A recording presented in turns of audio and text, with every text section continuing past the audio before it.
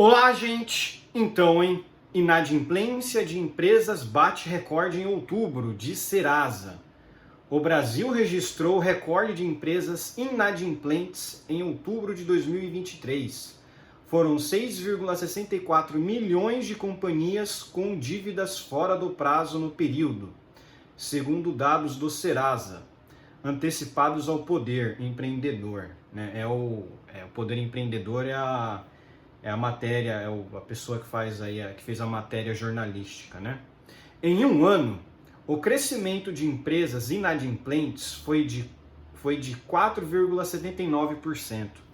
Na comparação com o mesmo mês de 2019, no pré-pandemia, a alta foi de 10,49%. Mas vejam bem, hein? Isso é depois de um ano. Ou seja, a alta ela foi bem maior do que o ano passado, e ano passado a gente realmente não tinha tanto ainda, a pandemia já meio que tinha sido acabada, mas olha só, hein, as empresas no Brasil estão com sérias dificuldades, né? As pessoas que realmente produzem, né, que realmente geram dinheiro, que empreendem, que empregam pessoas, você começa a ver aí que a situação está meio, né, essas empresas estão se complicando porque realmente o Brasil está ficando cada vez mais difícil de empreender, né? Que o PIB do Brasil cresce por quê? Porque o Lula gasta com funcionário público, o Lula gasta com seus cupinchas, né? O Lula gasta lá com as pessoas do seu governo, ele amplia os ministérios, ele gasta mais dinheiro, torra mais dinheiro. Então o PIB artificialmente é aumentado, né, o PIB. Então, enfim, o avanço contínuo do número de pessoas jurídicas inadimplentes é visto desde maio de 2023, ou seja, nesse ano mesmo, né? Aí eles mostram aqui um gráfico que na verdade é até um pouco impressionante, que começou a pandemia, a inadimplência caiu. Não faz muito sentido isso, né?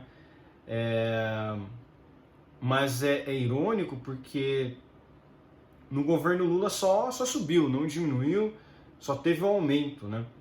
E isso realmente é para a gente olhar, né, com cautela, porque se muitas empresas estão falindo, estão, né, tendo inadimplência, quer dizer que elas estão devendo.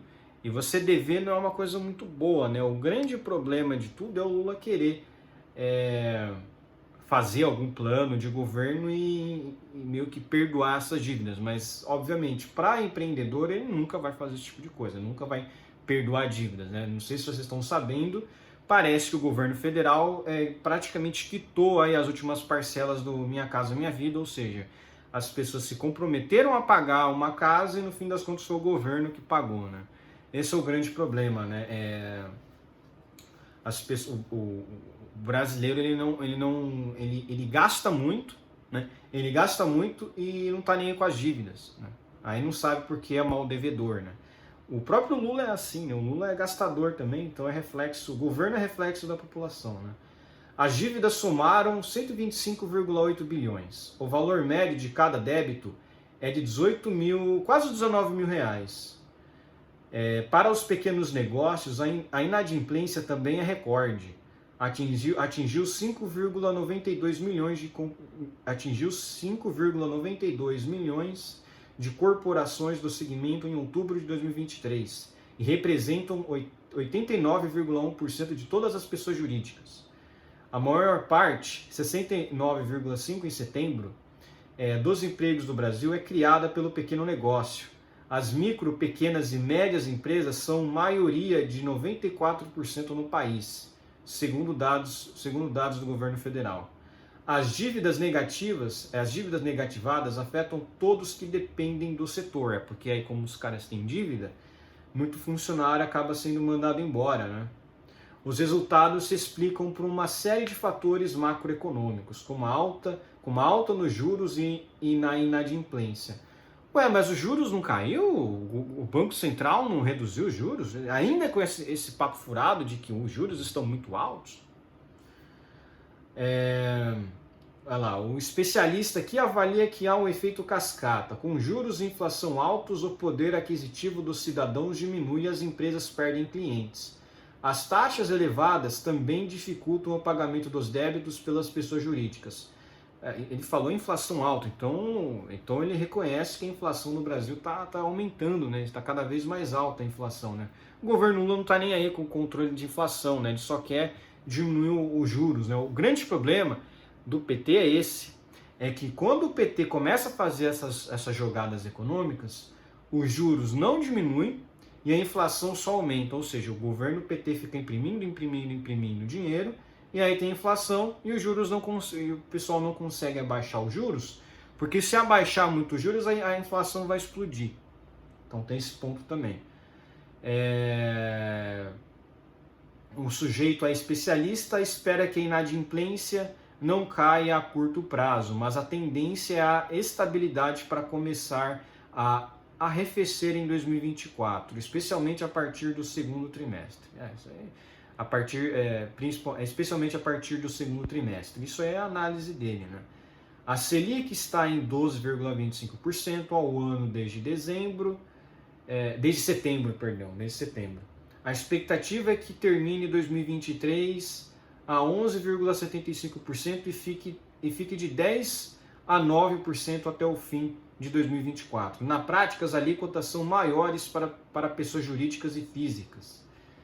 A prévia da inflação acelerou para 0,33% em novembro, mas abaixo do resultado do mesmo período do ano anterior. Ele falou que a inadimplência é uma variável meio defasada em relação ao ciclo econômico, precisa acumular um período de inflação suficientemente baixa durante um bom tempo e uma quantidade de reduções de taxa de juros para que isso em algum momento possa começar a surtir efeito. Serviços pesam mais. A inadimplência de corporações do setor atingiu o maior nível da série, 3,62 milhões. Os negócios de serviço foram os mais prejudicados durante a pandemia e os efeitos ainda perduram. Exatamente. Esse é o público mais vulnerável. Quando você tem um aumento da inadimplência, normalmente o serviço é o setor que é mais impactado. A indústria basicamente continua a mesma coisa, né? A indústria continua a mesma coisa, é inacreditável, né? O comércio seguiu meio que aumentando, né? Mas realmente os serviços aqui aumentaram bastante, né? A indústria que realmente continua normal, né? Lula expande o crédito, né?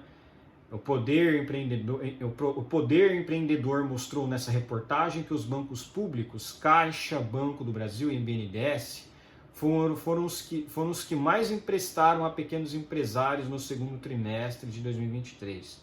É uma tentativa do governo Lula de fomentar a economia e criar mais empregos. Esse é o ponto. Esse é o problema. Assim, os caras aqui pegaram muito crédito, muito empréstimo. E aí eles não estão conseguindo pagar e estão devendo. Quando você não consegue pagar um empréstimo que você fez, você se lasca, né? Então, o especialista aqui ele avalia que expandir por expandir não é correto. Na prática, segundo a análise dele, não adianta fornecer o dinheiro se as empresas não terão condições de pagar. O economista afirma que uma possível expansão sem necessidade pode piorar a situação dos pequenos negócios. Esse é o ponto, né? O Banco do Brasil é o que mais expandiu crédito ao pequeno negócio até junho. Esse é o problema, entendeu? Essa questão, por isso que o livre mercado, por isso que eu defendo totalmente o livre mercado. No livre mercado você não teria essa expansão de crédito. Porque o bom empreendedor, ele ia se manter no topo por ser um bom empreendedor. O cara que não é um bom empreendedor, ele ia falir. Só que o grande problema é que o governo, ele cria o problema, impostos, um monte de burocracia, enfim, e depois quer vender a solução. Vamos dar crédito barato. Não, a solução é cortar impostos, cortar burocracia, aumentar a liberdade econômica. Não é dar dinheiro barato, porque esse dinheiro que é dado, o cara vai ter que pagar no momento, porque dívida com o banco, o cara tem que pagar. Ou o Lula vai perdoar esses devedores aí? Provavelmente não, né? Porque senão o banco aqui assumiu o prejuízo. E esses bancos públicos, Quem gere é o próprio poder público, ou seja, é o dinheiro do pagador de imposto. Vocês entendem como que o governo ele cria a dificuldade para depois vender a solução? Por que o governo Lula não reduz impostos? Por que o governo Lula, esses incentivos que ele dá como crédito barato, é muito mais fácil tirar os impostos, de remover burocracias, mas não, obviamente nós sabemos que o Lula é um socialista e o Lula não vai querer facilitar a vida para os empreendedores, ele só quer que os empreendedores deem dinheiro para o governo. Pague para o governo, pague para o governo, é isso que o Lula quer. O Lula quer sugar dos empreendedores, essa é a verdade, né? Então, por hoje é só. Espero que gostem do meu vídeo. Inscrevam-se no meu canal, comentem aqui embaixo, compartilhem meu vídeo nas suas redes sociais e inscrevam-se no meu canal no Rumble. É muito importante. Um abraço.